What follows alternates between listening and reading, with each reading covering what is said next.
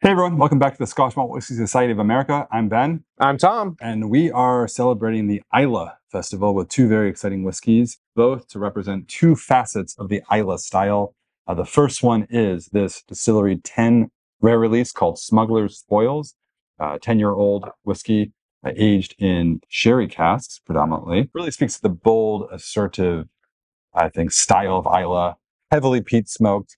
But this one uniquely really wrapped up in a warm blanket of sherry to sort of offer this really wonderful balance of cold coastal maritime characters with the warm sherry cast as well.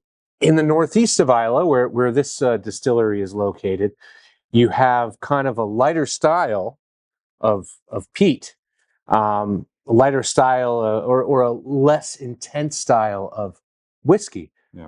Here we have that should be a lighter, more kind of submissive style. It's very robust, very intense. Yeah. Whereas the southeast style from Distillery 29 should be really in your face, and it's so much more integrated. Yeah. So it's very fascinating. Again, even it's not single cask here; it's single malt, but still, this microcosm of the society continues to cast these whiskeys in different lights that we haven't seen before. Yeah. And since you mentioned it, the second one is this Distillery 29 rare release, which we've called Sm'oak. Very cheeky. Kind of like s'mores, right? Sm'oak. I want some more oak. Yeah. Nonetheless, I think it goes without saying, this is undoubtedly one of the more special whiskeys we've seen in a long time.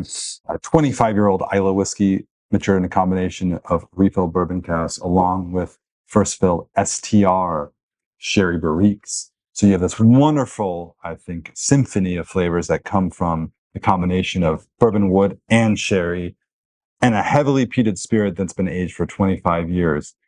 I think for me, above all that, after all that time, it still retained 56.3% ABV.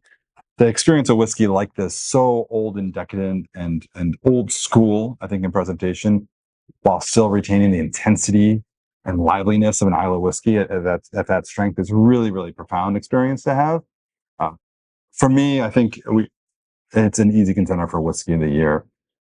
Definitely a once-in-a-lifetime spirit to enjoy if you're an enthusiast. In celebration of the 2024 Campbeltown Whisky Festival, this is Distillery 93 rare release, which we've called appropriately Viking Barbecue.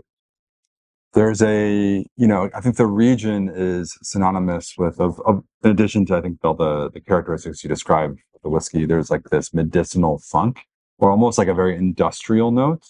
Which, it's funny, when you say these things aloud, they don't sound very pleasant, but in the glass, it's amazing. But they add up the complexity. That's right. Yeah, absolutely. And this one is a sort of a dollop of vanilla cream.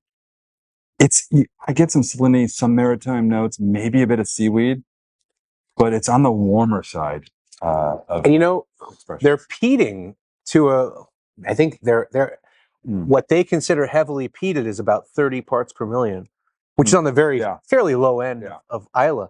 Yeah. So while you do have a fully peated expression here, that smokiness is coming through in a very elegant way, right?